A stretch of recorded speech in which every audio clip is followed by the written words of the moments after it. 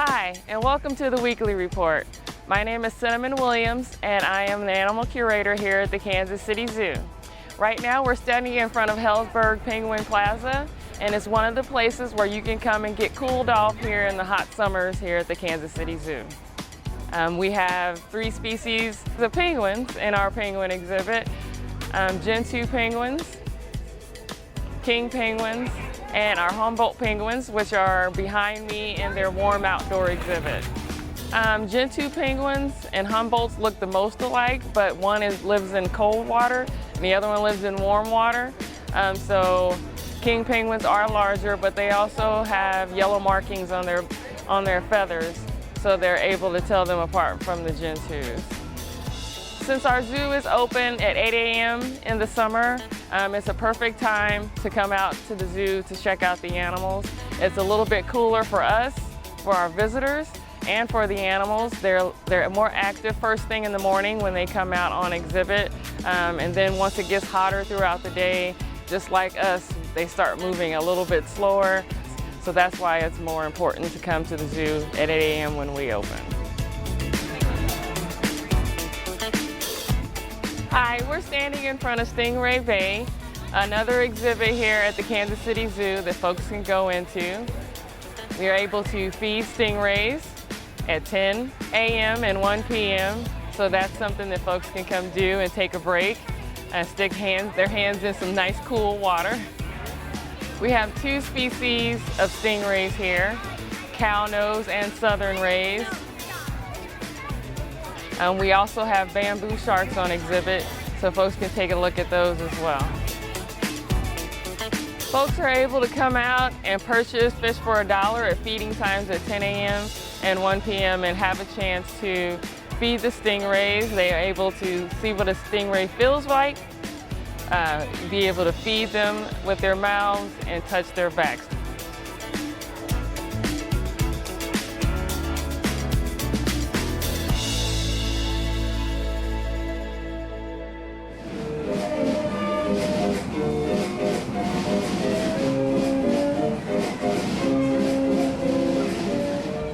Discovery Barn is another place where people can come and cool off, and we also have an outdoor goat yard, so the kids can come and feed the goats and then dip inside the Discovery Barn and cool off for a little bit and play around in there. It's also our future home of our new sloth that's coming this summer, so we're excited about having that. In our outdoor exhibit, we have our goats and donkeys, and inside the Discovery Barn, we have squirrel monkeys, lemurs, macaws, and other small animals people can enjoy. Other places where people can get cooled off are our snakes exhibit, our tropics building, and polar bear that they can come and enjoy. Do you need to get your kids off the sofa this summer? Do they need something to do? Club KC is back at Kansas City Community Centers this summer. Club KC offers food, arts and crafts, DJs, video games, and more. Kids 6 to 18 are welcome. Events begin at 6 p.m. and run through 11 p.m. and vary by location. Visit kcparks.org/clubkc for more info. And we know one of your favorite things to do is to come to a council meeting downtown City Hall on Thursdays.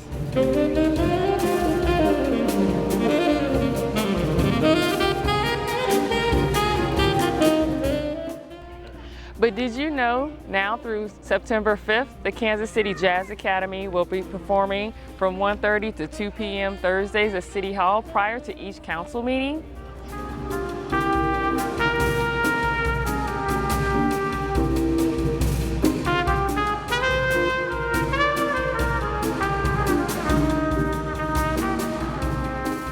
Okay, so the students that are performing are with Kansas City Jazz Academy, which is a youth jazz program which takes place at the American Jazz Museum on Saturdays. Number one, these students are compensated for playing, and so they get an opportunity to have a real gig experience where they have to find parking, and they have to come early and figure out everything they need to do to be ready to play. But this also gives them an opportunity for our city councilmen and other city employees to see what they're doing. And as an educator, it's important for me to help cultivate the next generation of great jazz musicians.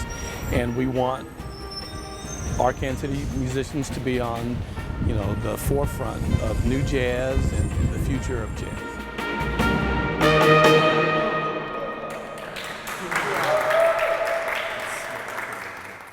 Thanks for watching, and stay tuned for more city videos. My name is Cinnamon Williams for the Weekly Report. Have a good week. Funds are being raised to create a place in Kansas City, Missouri to remember those who lost their lives in service to others. The Regional Law Enforcement Memorial Garden will honor lives lost in Clay, Platte, Jackson, and Cass counties, as well as state, federal, railroad, and conservation officers. Kansas City Councilwoman Heather Hall is one of the people leading the effort. Kansas City has amazing officers who sacrifice every day in the line of duty to protect the citizens of our community. And one thing that Kansas City didn't have was a fountain or a memorial to honor lost lives in line of duty. We have 125 fountains in Kansas City, not one dedicated to law enforcement, and we decided that needed to change. The Memorial Garden will sit on 3.5 acres of land with walking trails and benches. It will be constructed behind the Kansas City Regional Police Academy and the Shoal Creek Patrol Station. There will be stone monuments with fallen officers' names engraved on them and a technological feature to tell the stories of all the officers killed in the line of duty. It's not just about KCPD.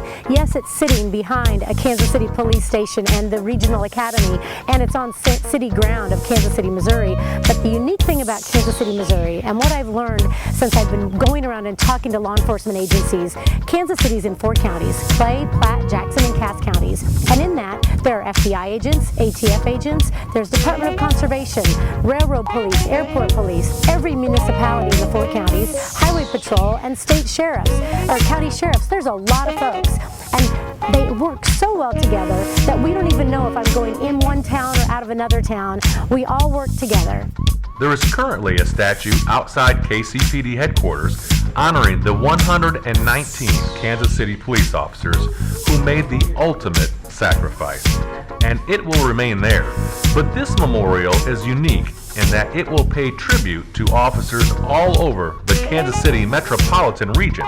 The Law Enforcement Memorial Garden will be a place for those who grieve, honor loved ones, and for the community, a place to reflect on the life lived by the officer.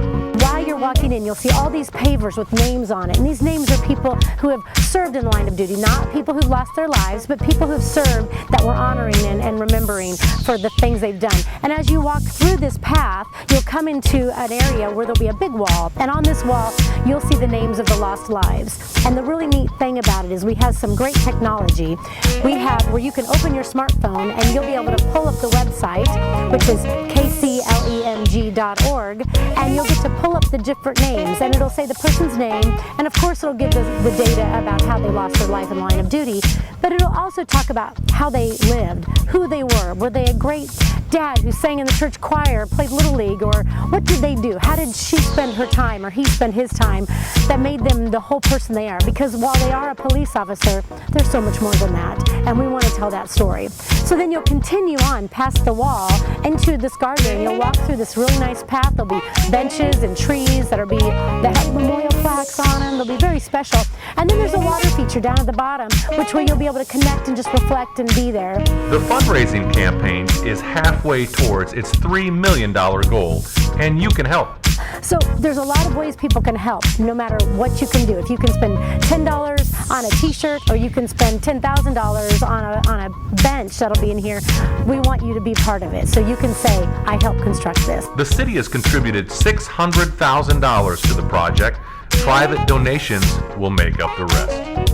I'm Sergeant Matt Fisher. Have a safe week.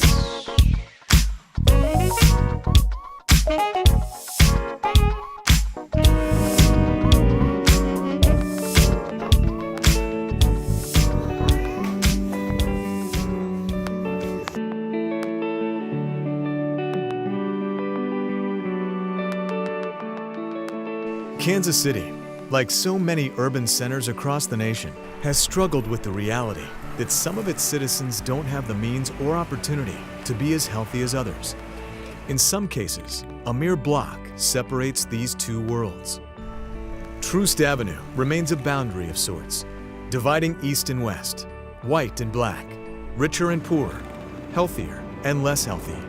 These inequalities have led to a decrease in life expectancy in some zip codes of the city. But in recent years, people from all sectors, government, business, healthcare, and grassroots groups have come together to make their city healthier for everyone by focusing on initiatives that foster economic dignity, prevent violence, and support quality education for all. On the east side, where a lot of our African American families live, and further on the northeast and on the west, where our Latino families live, the health disparities, I think, are pretty clear and obvious. We're interested in going upstream and seeing, well, what's creating our illness, and it's those conditions in our neighborhoods. When you look at the access to health care, access to healthy foods, access to educational opportunities, and the ability to go out and be employed, all of those things have an impact on one's life expectancy.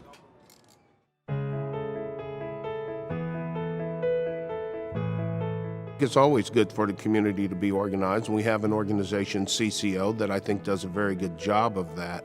They were engaged with our minimum wage ordinance that we passed, an issue that does have an impact on health. Now tonight, supporters who have fought for this for years are happy. Showing the rest of this country what members of the community can get done when we all organize and fight together. Communities Creating Opportunity, KCMO, is physically located in the Kansas City, Missouri Health Department. The issue of income is so linked to how long people live and how well people live. And so we are able to connect both public health and community engagement to be able to create the scale of change that is necessary to transform lives. So what are the kind of key next steps? KCMO has been committed to capping the rate on payday loans. With those staggering rates of interest, they are preying upon our most vulnerable working poor in our community. What makes economic dignity unique to Kansas City is putting those two words together. We have a vision of economic dignity for everyone in Kansas City. That makes a healthier community, one that people want to live, play, and stay in.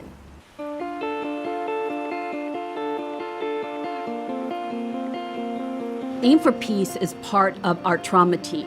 And what happens is a patient comes in that's intentionally wounded by a gunshot, and our chaplains automatically come down to the trauma bay. And when they figure out the situations, they immediately call Aim for Peace. Over the last few years, we've been able to reduce those homicides dramatically. The message has begun to resonate in these neighborhoods. Aim for Peace is a public health intervention that understands that violent behavior often is passed from person to person, just like a communicable disease can be. We go to the root causes of why it's happening. We try to prevent it in the first place. So public health has a deeper mission, a greater mission. Shame on you parents who don't break the cycle. So what's the status of this? They're making funeral arrangements for the victim. The violence interrupter, his or her duty is to begin to engage that family, give them alternatives, buy time. You gotta address the whole family to make sure there's no more shooting. It's like we're the referees of the community. I think we've contributed to a culture shift and a norm change in the neighborhoods that we've been working with. We have people thinking differently now.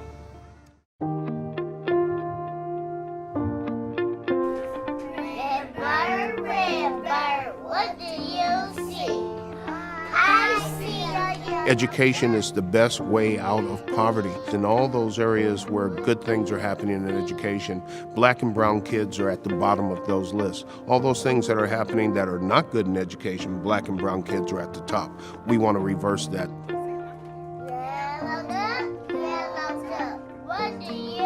Turn to Page KC is a program that's very dear to us because it is foundational.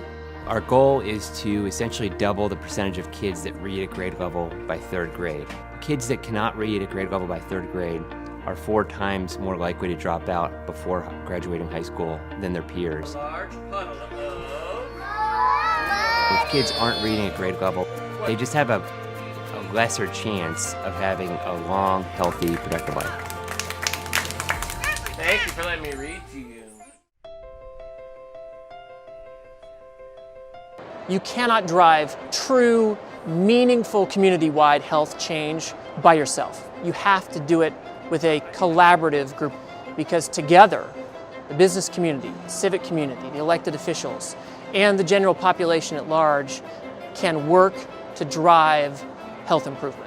Kansas City never brags on itself, but we have made incredible strides in the last 10 years, and so I am very encouraged that Kansas City will continue to do the very hard work of helping everyone in the community get the best opportunities for health.